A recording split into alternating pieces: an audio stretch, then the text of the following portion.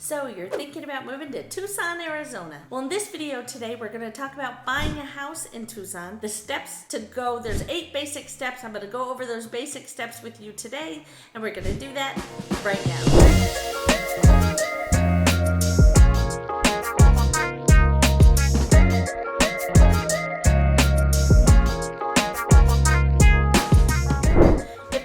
First time to the channel and you want to know everything about Tucson, Arizona, then subscribe below, tap that bell for notifications so you can be the first to know about the current market here in Tucson. My name's Trisha Kay. I'm a realtor here in Tucson, and my video channel is all about different areas of Tucson, things going on in Tucson, different neighborhoods, and just anything you might want to know about this town. So if you want to know more, you're going to want to subscribe and tap the bell and follow along. So here we are. We're going to go over the 8 basic steps of buying a home in Tucson. So number 1 is find a realtor.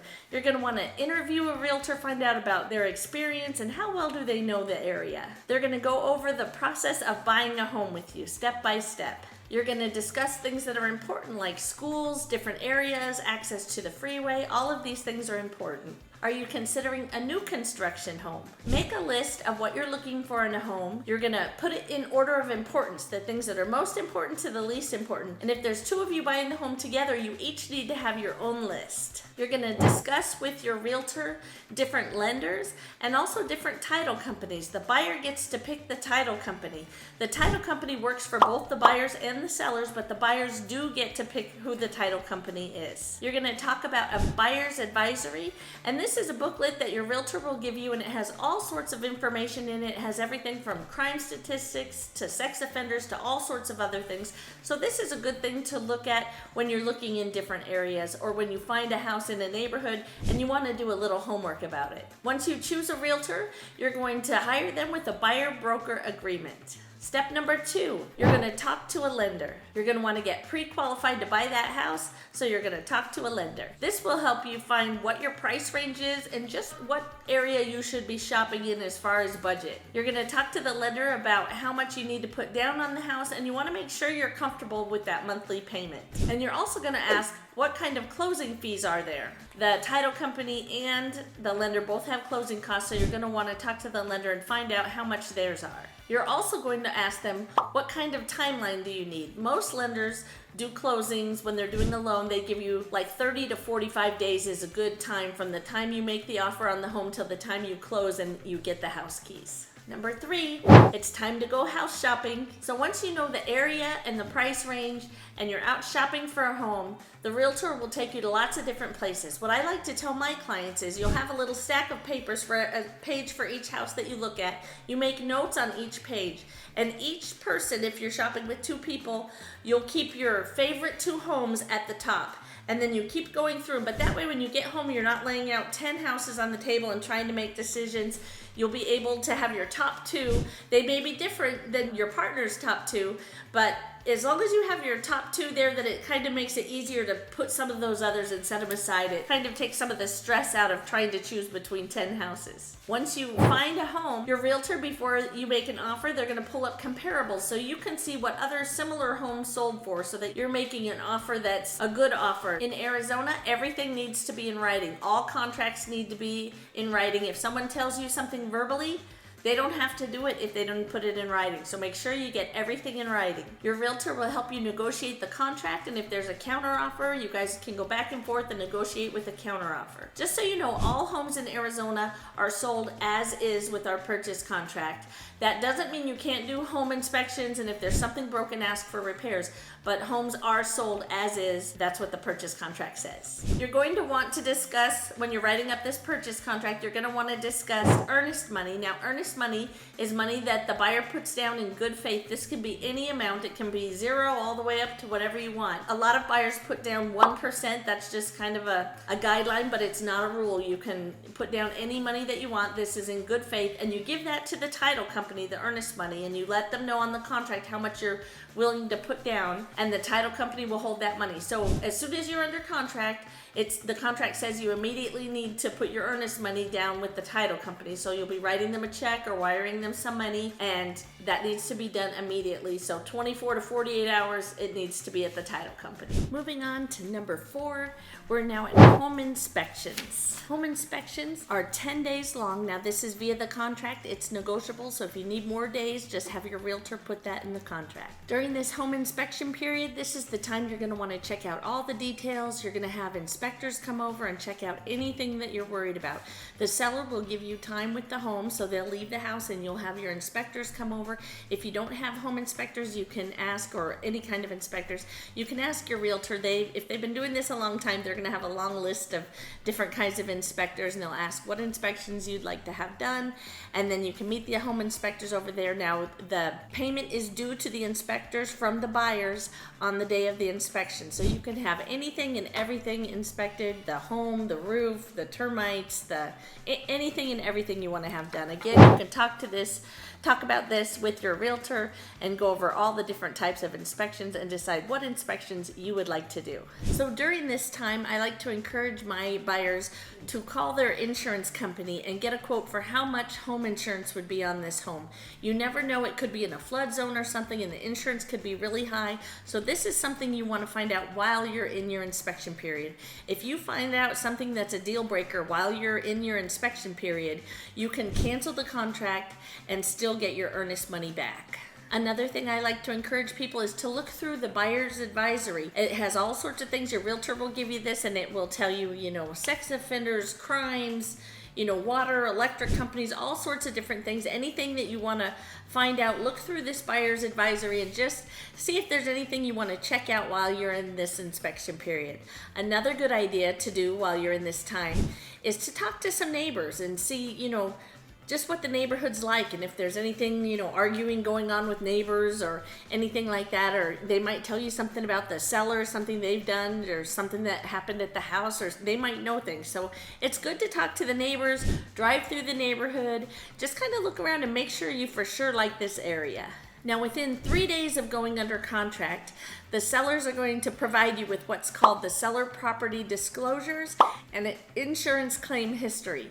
So these seller property disclosures is where they disclose to you things they've had done on the home. If they've had a roof leak, they'll disclose that. If they've done some remodeling, they'll let you know about that. But this is where they're going to write out a bunch of stuff. And I always like to give this, as the realtor, I share it with the home inspector. So if there was anything done, he can kind of check out that area. So that's really a good idea. And the insurance claim history, they'll give you a 5-year insurance claim history. Now, if they've only lived there for 3 years, they can obviously only give you 3 years. But if they've lived there for more than that, then they'll give you a 5-year insurance claim history. So you'll know if they claimed anything on the home insurance, like if the pipe burst in the house or something and there was a flood, you'll know about it on this insurance claim history. So within 3 days of going under contract, they're going to give you this information. Now, the buyers do pay for these inspections. When the inspectors come to their appointment, you have to pay for it the same day. And we also have to give the sellers a copy of all the reports so that they know just what you had inspected and they know what might be wrong with the house. And this is really a good thing because at the end of the 10-day inspection period, we're going to do the next step and ask for anything that we didn't know that was wrong. So say that you found the air conditioner is not working on the house. The inspector said it's working, but it's not cooling down like it should be. Or the dishwasher's not running correctly. Now, when you made the offer on the house, you thought these things were working.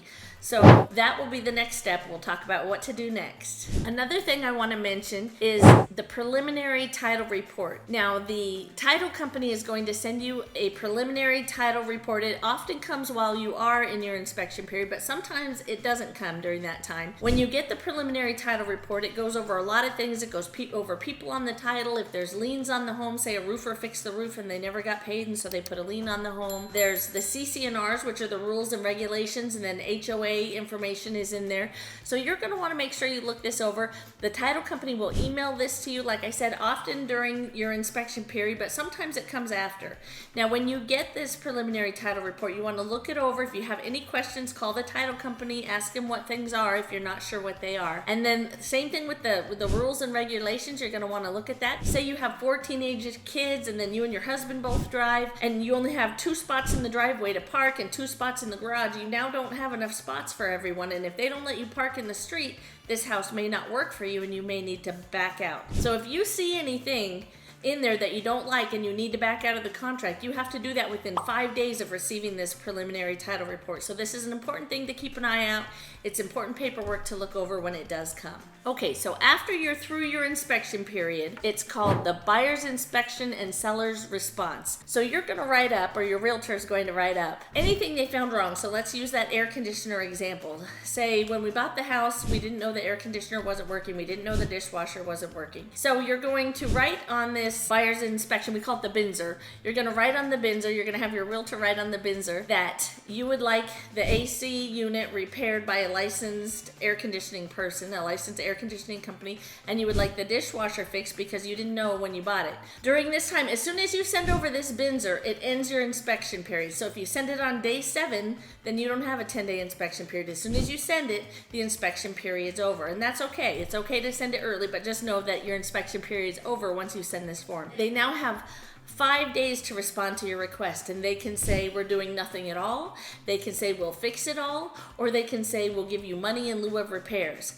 and they'll write back to you. And then it's your turn to say, I'll either take it or I'll walk away, or we'll take the money. So they'll either do the repairs, or you're okay with what they're willing to do, or you're willing to take some money in lieu of repairs. So again, that's all negotiable. So you send it over to them, they have 5 days, and they send it to you, and then you have 5 days to respond. If everything goes through on the BINSR and everybody agrees, then we all sign off, all of the buyers and sellers sign off, and you move on to the next step, step number 6. Now that we're through the BINSR, we're going to move on to the appraisal. Now the lender will require an appraisal if you're taking out a loan on the house most of the time. Unless you're putting a large amount down, then sometimes they don't. But for the most part, most lenders require an appraisal. So after you've worked out all the repairs and everything, then we go to the appraisal. Now if you're paying cash, there's no appraisal. You just move on and you move forward towards closing. But if the appraisal comes in at value or above value, then you're good to move forward. If the appraisal comes in under value, then it's back to negotiations. Either the seller will need to come down or the buyer will need to come up. That will be negotiated. And the seller's not willing to come down, then the buyer is able to cancel the contract and get their earnest money back. But if it appraises, then we all move forward to the next step. Once we move on to the next step, you're going to want to go ahead and call the utility companies, and you're going to want to put the utilities, schedule for those to be put in your name on the day that we have on the contract as close of escrow. So you'll want to be proactive on that. The sellers are going to leave the utilities on until closing day, and then on closing day, the buyer will put the utilities in their name. Step number 7, we're moving on to the pre-closing walkthrough. So 3 days before close of escrow, the buyer is going to go to the house, the seller's going to have everything out of there, and they're going to have all the repairs done. Once you agree on repairs, the repairs have to be done at least 3 days before close of escrow, and they have to provide the buyer with receipts that these were done by the people they said they were going to be done by. So 3 days before close of escrow, actually anytime, 3 days, 2 days, 1 day, you want to go in, you want to check out the house, make sure it's the same as when you made the offer on the house, and you want to make sure to check those repairs and that the repairs were actually done. So you're just kind of doing this final walkthrough to make sure that you're good with going to closing and everything that's supposed to be done was actually done. This is called the pre-closing walkthrough. Now about this same time, the title company is going to send the realtor a settlement statement, and it's going to have all the charges and credits and everything from taxes and HOAs. So things like taxes and HOA fees and all that is prorated, so each person is paying for the buyers are paying for their portion, the sellers are paying for their portion. So you're going to look over this settlement statement and just make sure that everything looks right. If something doesn't look right, make sure to tell your realtor, and they'll contact the title company and let them know there's an error. Number 8. So number 8 is signing day. So this is a great day. You can sign up to probably around a week before close of escrow. That does not mean that you own the house yet. You don't own the home until it actually records. So on your purchase contract, it has the date that you're actually going to record, and the sellers can go in and sign, and the buyers can go in and sign a few days before, even on the day of closing. That works too. I usually try to do it at least a day before just to have all the ducks in a row. But once everybody's signed, now you're waiting for it to record, and it won't record until the day on the purchase contract when you say you're going to close escrow. When it records downtown, now you don't get the keys even though everybody signed. signed until it records. Once it records, then the title company will call the realtor, and the realtor will call you and say, congratulations, you've just bought a new home in Tucson. Now that's a great day and a day to celebrate, but again, you just have to be clear, just because everybody's signed and it is closing day, you don't own the home until it actually records, and your realtor's not allowed to give you the keys until you actually do record. But those are the basic steps. If you'd like my buyer's guide, please feel free to shoot me an email and I'll email that over to you. Same thing with the seller's guide. I'm happy to send you that as well for selling a home in Tucson. I have that as well. I hope this video was helpful to you. Just kind of went over the basic step. There's a lot more to it, but there it is in a nutshell, just kind of the process for buying a house. Thanks again for watching this video all about Tucson, Arizona. I hope it was helpful to you, and if you enjoyed it, please hit the like button, maybe subscribe below. Until next time, I hope to see you around town. Bye-bye.